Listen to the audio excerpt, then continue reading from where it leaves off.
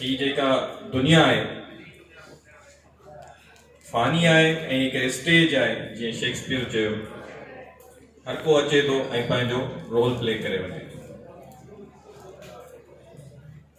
तव्हां सभिनी खां सुवाल आहे ही जेको बि अॼु जो मेड़ाको आहे तव्हां अक्सर मोटिवेशनल सेशंस अटेंड कंदा आहियो उनजो को टारगेट हूंदो आहे उन्हनि मां सिखण लाइ हिकिड़ो टारगेट हूंदो आहे।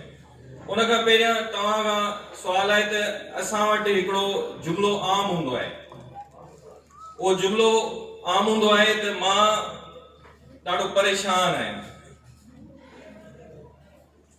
माना दुनिया जा सभु गम मूंखे आहिनि। त इहे जेके मोटिवेशनल सेशंस असां अटेंड कंदा आहियूं उन्हनि में हिकिड़ी शइ हूंदी आहे असां उहो हासिल करणु चाहींदा आहियूं ऐं दुनिया में ही जेको बि चरखो हले पियो उनजे पोयां हिकिड़ो राज़ आहे।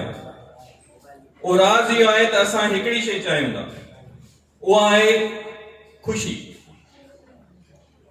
अॼु जो मुंहिंजो मौज़ू आहे मुख़्तसिर मौज़ू आहे टाइम घणो थी आहे त कुझु थोड़ियूं कमयूं ॻाल्हियूं कंदासीं ऐं थी सघियो त हिकु एक्टिविटी कंदासीं ऐं काफ़ी देरि थी चुकी आहे जीअं त ख़ुशी हैप्पीनेस अॼु जी वॾी में वॾी घुर्ज सेशंस अटेंड कंदा आहियूं सिर्फ़ु इन लाइ जो असांजो दिमाग़ ठिकाणे ते अचे।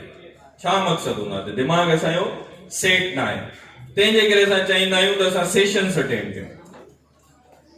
त ख़ुशी तव्हांखे थोरो मां चाहींदुसि त तव्हां पंहिंजो पाण खे इंगेज कयो त तव्हां मूंखे के बि अहिड़ियूं 3 शयूं ॿुधायो जेके तव्हांजे मुताबिक़ ख़ुशी आहिनि। 3 उहे ॿुधायो 3 अहिड़ियूं शयूं ॿुधायो तव्हांजे मुताबिक़ जेके ख़ुशी न आहिनि। तव्हांखे मां 1 मिंट ॾियां थो तव्हां वटि पेन आहे पनो आहे 3 शयूं लिखो त ख़ुशी हिननि 3 शयुनि में आहे ऐं ख़ुशी हिननि 3 शयुनि में न आहे ऐं सची सची लिखियो। छा ख़ुशी पैसे में आहे छा ख़ुशी रेस्पेक्ट में आहे छा ख़ुशी शोहरत में आहे